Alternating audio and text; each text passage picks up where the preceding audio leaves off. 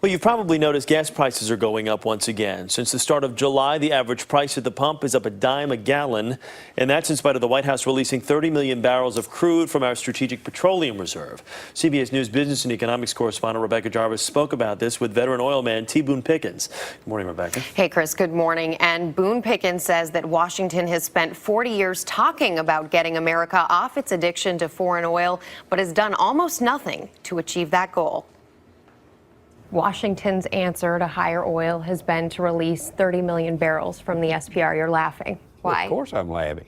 Is that a solution? That's not a solution. You're just taking oil out of storage and putting it on the market.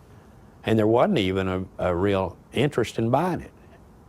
Most of the oil went in the hands of traders and went into storage in tankers.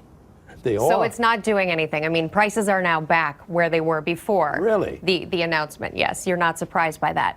What do you think, then, prices will be by the end of this year? Will they be above $100 a barrel again? Probably. I think you'll hit, you'll be very high in the first half of next year.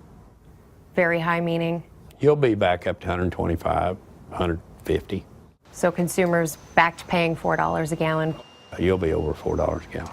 I'd say $5 is going to be pretty tough to handle. And when do we see that? Well, you could see it next year. $5 next year. You can see it, $5.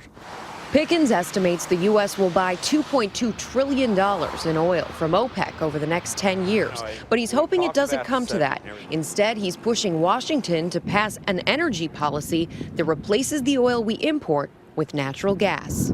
The cheapest natural gas in the world is in the United States. I mean, we're fools not to use it. But I can tell you, if you don't spend it on your own resource, you're going to spend it on OPEC's resource. This also creates jobs. How many jobs? The answer is it'll be 500,000 minimum.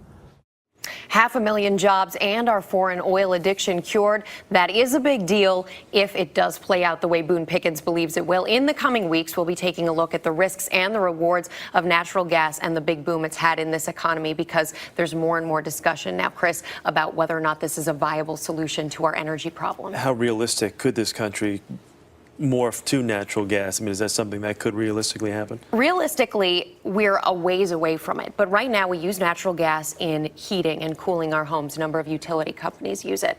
Some 18-wheeler trucks already are using natural gas as the fluid that runs them. For example, they have a choice between diesel and natural gas. Some of them use natural gas. Even some cars in this country, believe it or not, run on natural gas. But there's only one car that's made and marketed in this country that runs on natural gas. It's a Honda. Take a look at Europe right now.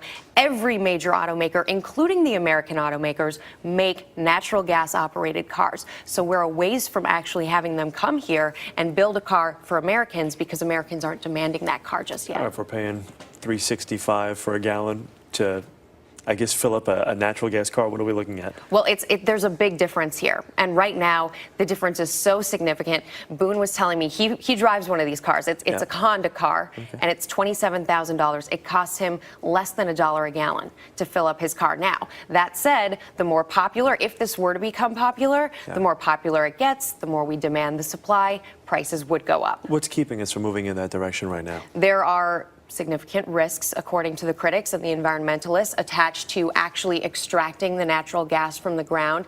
And in addition to that, there's obviously a lot around any kind of energy policy in this country. Anytime energy comes up, it is a political hot button issue. But right now, Boone Pickens has bipartisan support for the plan he's pushing. And this is something that he has been, this has been a focal point for him for a long, long time. A long time. All right, Rebecca, good stuff. Thanks, Chris. Thanks so much.